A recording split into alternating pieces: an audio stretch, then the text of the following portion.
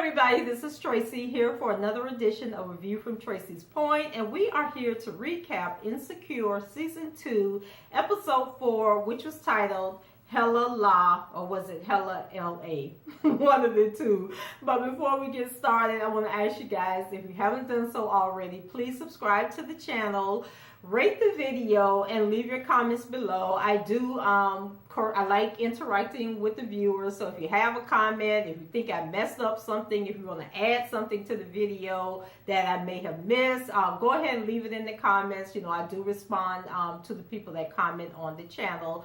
And if you like the video, I ask that you please share it on your social media forums and help me grow my channel. So let's go ahead and get started.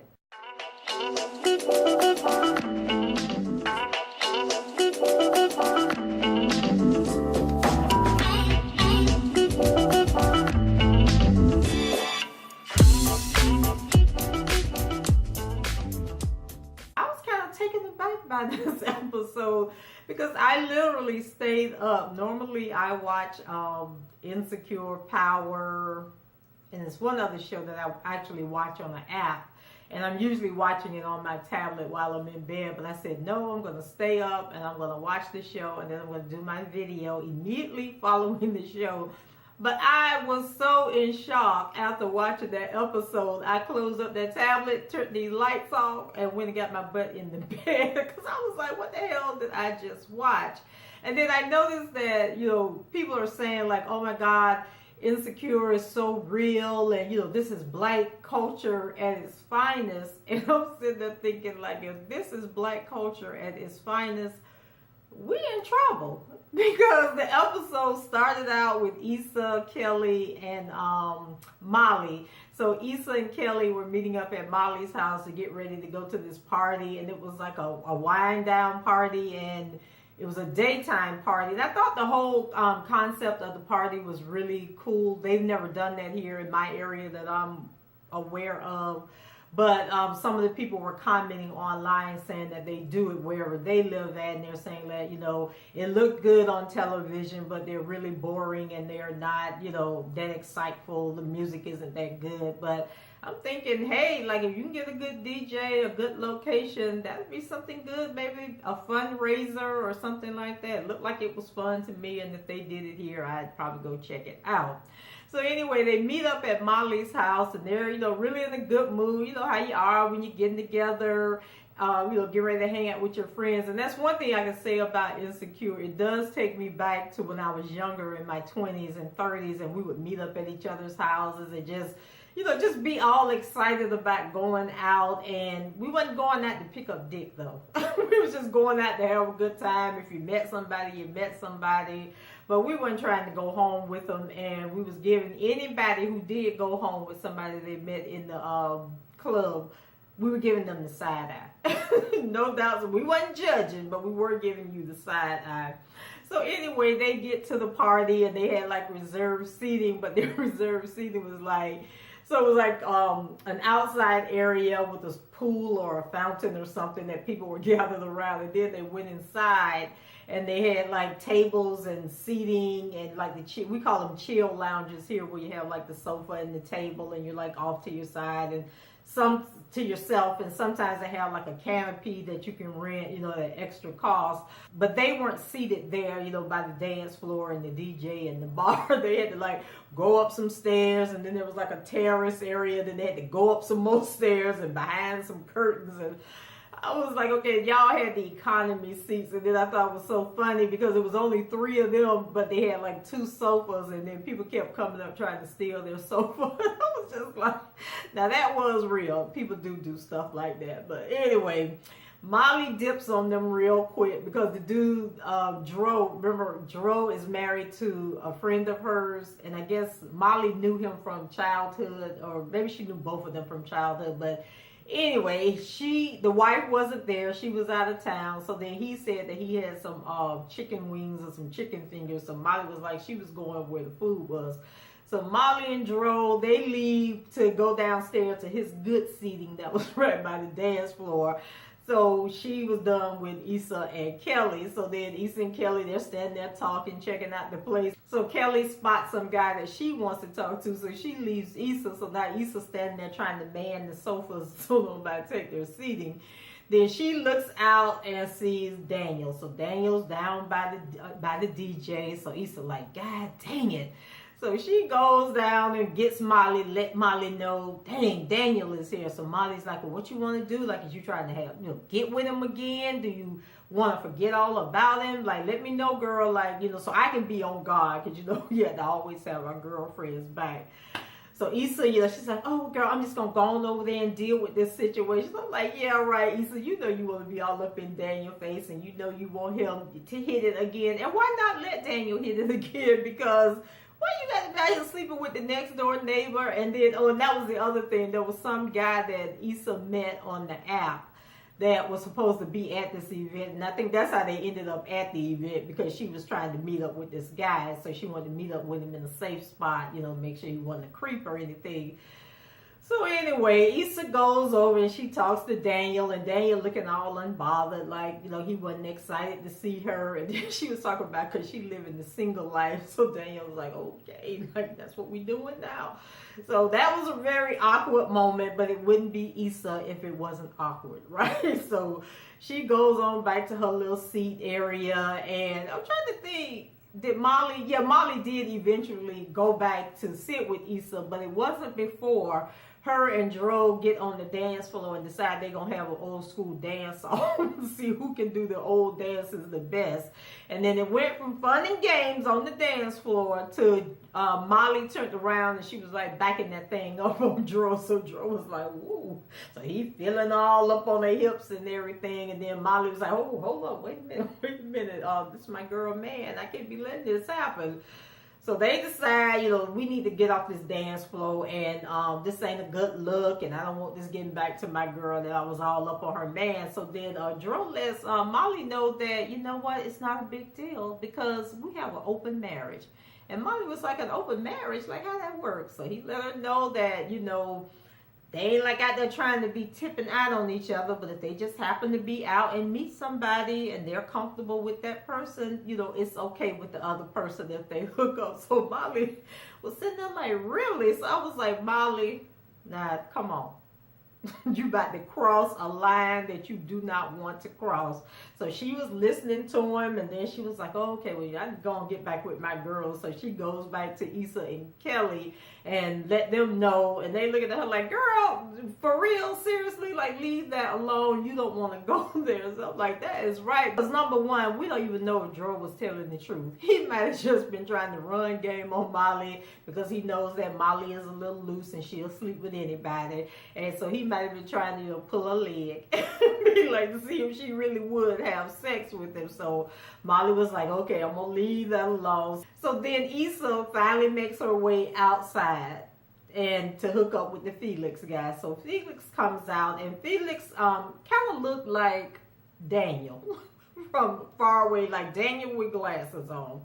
So he's looking at Issa, he's telling Issa she don't look like she looked on the picture. So then Issa was like, oh yeah, I had my hair in a different style. So then we see the picture on the app. So Issa, she was wearing her short natural hairdo, but on the app she had like the goddess braids, the long braids. So he asked Issa could she go back to that hairstyle. So he wasn't feeling Issa at all. And then he said, okay, well, I'm gonna go and get back with my friends. So I'm just like, I'm not doing this. Like, no. This is why we can't be doing the dating app. Because what you're not going to do is get me out in public and then don't like how I look in person and then just drop me. Because, like, what if they had met, like, at a restaurant or something and she wasn't with her girls, when he just, like, had came and looked in the door like this here and then not like her and turned around and left and just ditched her. This is what I just cannot deal with. When we doing this dating thing online, we gonna need some video, and in that video, you're gonna have to hold up the newspaper showing the day's date. Like, if you took the video today, then it needs to say August 15th. That's how we gonna do that. We ain't gonna be looking at no pictures and saying, "Ooh, he fine," and then we show up and it ain't that person. But Issa took it in stride, and she went on back inside with her friends.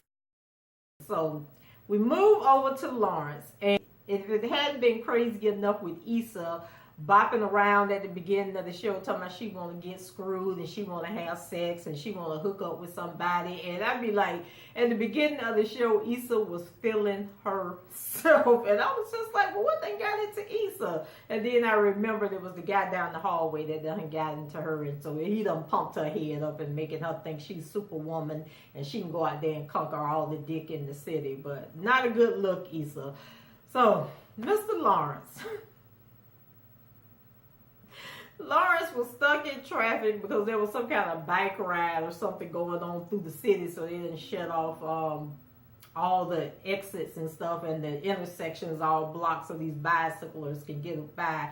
And, you know, speaking of bicyclers, because they got that whole stuff going on here in St. Pete where I live, and I was thinking to myself one day, I was downtown about 2 weeks ago, walking down the sidewalk, and there was a soccer game. So after the soccer game, you know, people getting back to their cars, and they just stretched all across the sidewalk, won't move over to let you pass. So I'm coming this way, the only black girl walking down the sidewalk, and here go 5 or 6 white people stretched across the sidewalk. And I mean, just literally like gonna walk into me, not gonna move over and let me by. I meant to make a Facebook post that said, if we got to be courteous and share the road with you while you out on your bicycles, then we're gonna need you to be courteous and share the sidewalk when we trying to walk downtown. Like, I realize there ain't that many of us down there partaking in all the changes that are taking place in the city, but at least show a little courtesy when people trying to get down the sidewalk and move your butt over. So, got that little rant out the way. So, Lawrence, the people in front of Lawrence are making U-turns. So Lawrence decides to follow suit, follow the leader, and make a U-turn, and he gets pulled over by the police. So, you know, in every black show, we got to have that obligatory scene where the black man gets stopped by the police. So, in this scene, Lawrence did teach us something, that when you get pulled over by the white policeman and you listening to hip-hop, turn the hip-hop off and turn on some classical music. It may not soothe your soul, but maybe it will calm the police officer the hell down. So he asked Lawrence for, you know, why was he making the U-turn? So Lawrence told him he was going to the grocery store and that everybody else was making the U-turn, so he was playing follow the leader. So the guy asked him for his driver's license and registration. So, you know, Lawrence goes over into the glove compartment to get the registration. And then he had to reach in his pocket to get the wallet out. So he's telling the guy, you know, I'm getting my wallet out, get the driver's license. So he pulls it out. And so he's so nervous trying to take the driver's license out that he drops his debit card. So the guy goes, runs his information. So then Lawrence had put his hands down. So it was the second cop that came up on the passenger side. And he's like, put your hands back where we can see him. So he's like, oh my God. So he put his hands back up. But, you know, the scene ended peacefully because the guy realized that Lawrence, I think he said Lawrence had a Georgetown Warriors tag on his car. And then he was from Villanova. And I guess in a basketball game or football game, Villanova beat Georgetown. So he was going to let Lawrence go because he had already had his ego whooped enough with that loss. So Lawrence was like, okay, yeah, good, man, I got you. So he goes to the grocery store. He got the beer and everything because him and Chad were going to hang out. And so he's in line. He doesn't have his debit card. He don't have any cash on him. So it's these 2 dingy white girls were standing behind him. And so they offered to pay. So Lawrence is like, oh, no, I couldn't let you do that. And so then the girls say, oh, it can't be that much. Well, it's like $15 or $13. And then the cashier says, no, it's $46. It was $40-something. So then Lawrence like, oh, no, I really can't let you do that. So they was like, oh, it's no problem. It's no problem. And he's like, well, you sure? So they end up outside following Lawrence to his car. So then they're like, telling Lawrence, oh, it was no big deal. What are you getting ready to get into? So Lawrence said he was going to hang out with his boy. Oh, you mean you'd rather go hang out with your boy than hang out with us? And so, long story short, they end up back at the girl's apartment. When I tell y'all, Becky with the good hair is off the chain. So they playing music. I think they might have been smoking some joints or something. But Lawrence sitting there and he texting Chad, you know, telling Chad like, man, you ain't gonna believe where I'm at. So they come over and sit on Lawrence's lap, and then they go to kissing each other. And Lawrence was like, whoa, what have I got myself into? So next thing we know, they in the bed together. So Becky number one, she ride, no. We get in the bedroom, Lawrence in the bed, the one chick giving him head, and then he is licking the coochie of the other girl. And I'm just like, oh my God, like you just met these random hoes in the store, and they are hoes because here it is 30 minutes later and y'all in bed together, and you licking that heifer coochie like you don't even know who she done screwed before you don't know if she took a bath that day and she's sitting in your face. Like, Lawrence, come on. Like, it's just too much.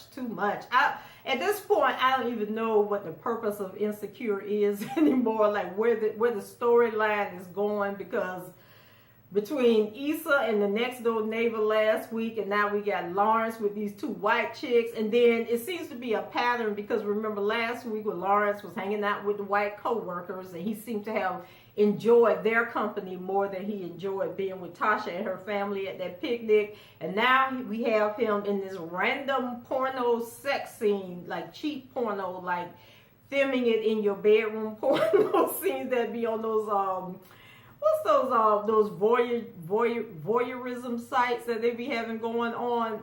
It was some of that stuff going on. So Lawrence ended up having sex with the one girl. So she riding him out, and she's screaming and carrying on like, oh my God, it's so good. So she told Lawrence that, what did she say? Your black dick in my white coochie feels so good or so. Don't quote me, but I know it had something to do with black dick and white pussy.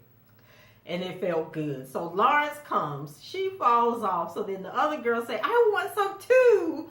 So she jumps on top of Lawrence, and Lawrence can't get it back up. And I'm just thinking, your friend just got off of him. He came in your friend. He riding on your friend. Now you gonna get your nasty butt on top of him and put that dirty penis inside of you. So I'm just like, okay. So Miss Issa Rae on Twitter defending this nonsense, saying that they did use condoms, and so she got a picture of the nightstand that was in the girl's bedroom, and there was a torn Trojan packet. And I'm sitting there saying to myself, okay, that was one packet. There were two girls. So even if I believe that Lawrence had a condom on in that scene, he didn't take that condom off and put a clean condom on when he got with the other girl. And he surely didn't have a condom on his tongue when he was sticking it all up in her dirty twat. And I'm just like, you know, now that the whole debate has started about the safe sex, and of course people that go around sleeping with random people, they don't care nothing about no condoms. So they arguing, you know, it's not important, it's just a TV show, you know, why are y'all harping on this? And, you know, even if they had the people using condoms, you know, people still not going to use condoms when they are, you know, in their real lives. And I'm saying to myself, are people arguing so against the whole condom use thing because they're not using condoms? So they're kind of feeling convicted, and that's why they want to keep arguing that they shouldn't be practicing safe sex. They shouldn't be introducing condoms on the show. You know, people gonna do what they want to do. I'm just curious, because I'm of the mindset that even if it impacts one person's life, if one person who's sleeping around who wasn't using condoms now uses condoms because they see it on this television show, then yeah, condoms are important. But, you know, they have that debate going back and forth, and then Issa came out and said that next season they are going to discuss safe sex and introduce the whole safe sex topic into the show. So kudos for Issa Rae for listening and, you know, being responsible. And I know that there's a whole bunch of other shows out there where people just getting buck wild and screwing, because that seems to be all the television shows now. But I'm glad that, you know, they are going to deliver that message, because like I told you guys, I wrote a book about kids and unprotected sex and the ramifications of it. So I'm all about promoting the safe sex. So back to Lawrence and his two little hoochie mamas that he done picked up at the grocery store. So he couldn't get it back up. So the one girl was upset and she's like, well, why can't you get it hard again? And he said, because I just came, but if you give me a few minutes, you know, I can get it back up. So they were disappointed in Lawrence, and they let him know that the other black guy that they got the last time, he kept it hard and was able to satisfy both of them. So Lawrence is laying there in that bed just feeling used and abused, and his ego is hurt, and he is wondering, how did I get here? How did this become my life? So next time we see Lawrence, he's sitting outside of Issa's apartment in his car contemplating on whether he should park and go upstairs and get his boo back and get back to the normalcy of his life. But then he drives away. So the show ends with Issa, Kelly, and Molly going to get something to eat. So they were going to meet the guy that Kelly met at the wind down party. And so they're sitting at their booth, and then Issa looks up and Daniel is sitting at the table across from her. So he's just sitting there looking at her. And I said, like, these two got some weird chemistry going on. So Kelly was talking to the guy. She said she was getting ready to go do something. And then all of a sudden, her whole facial expression, everything changed about Kelly. So I was sitting there like, is Kelly about to have a seizure? Like, is she in pain? Did something happen? And so Issa, you know, she was eating her food, and then she looked over at Kelly, and then she looked at Molly. So everybody looking, I'm just like, oh my God, is Kelly like having a medical emergency? She about to have a heart attack. Oh my God, don't let nothing happen to Kelly. So Daniel is looking at Issa, and then he's like trying to make a gesture to Issa, and then Issa's like, what? Why did Daniel text Issa and ask Issa, was her girl getting finger fucked under the table? I was like, I'm done at this point. Like, really, Kelly? You got the boy sticking his greasy fingers up in your twat? I was just like, I said, okay, at this point, I'm done. I'm done. So after I closed my tablet up and put it away, I said, you know what, I can't even recap this show, so I had to take a moment, y'all, and that moment turned into a day, that turned into a night, that turned into another morning. So I finally pulled it together so I could bring y'all this recap, and I hope you enjoyed it. So let me know what you think about this season of Insecure. Are you loving it like everybody else is loving it? Because now, don't get me wrong, I really love the show. I'm just trying to figure out, how did we get here? How did we get so far off track where last season Molly was sleeping around, everybody was bashing Molly for sleeping with all these random dudes, and now Issa has a breakup with Lawrence. And then I'm thinking, we know there's a double standard, but if Lawrence finds out that Issa, not only has she slept with Daniel, but now she done slept with the dude down the hall, and she out here trying to meet up with all these random guys. And I know he went to Tasha, and he slept with Tasha, and now he done slept with the two little nasty white girls from the store. But that's how men are. You know, men think that way. It's a double standard. The double standard isn't right. But if you were a guy in this situation, would you still want your girl knowing that she done slept with all these different guys? Or do you feel like what's good for the goose is good for the gander, and if Lawrence is out there sleeping with all these people having random hookups, then Issa should be able to do the same, and that all this sleeping around doesn't matter as long as they get back together and find each other? Let me know what you think. Leave your comments below. Rate the video and subscribe to the channel if you haven't done so already. And if you like the video, please share it on your social media platforms with your followers to help me grow my channel. And until next time, guys, I shall talk to you later. Bye-bye.